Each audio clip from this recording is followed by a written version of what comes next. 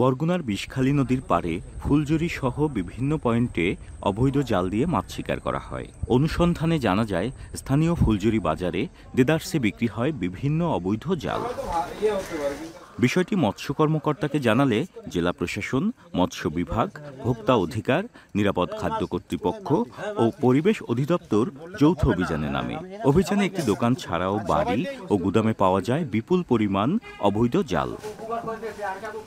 1 লক্ষ মিটারের বেশি কারেন্ট জাল, 4000 মিটার চরগড়া জাল সহ বিপুল অবৈধ জাল জব্দ করা হয়, যার আনুমানিক বাজার মূল্য 10 লক্ষ টাকা। পরে আগুনে পুড়িয়ে সব অবৈধ জাল বিনষ্ট করা হয়।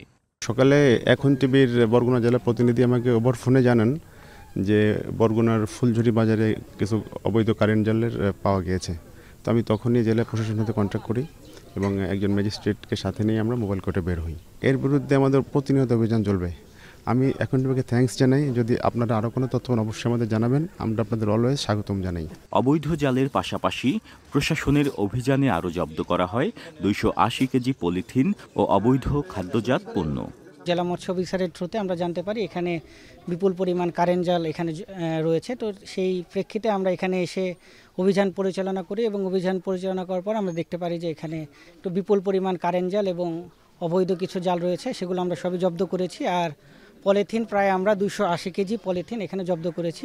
অভিযানে অভিযুক্ত ব্যবসায়ী শান্তি পোদ্দারকে 55,000 টাকা জরিমানা করা হয়। অনাদায়ে 3 মাসের সশ্রম কারাদণ্ড দেয় ভ্রাম্যমাণ আদালত।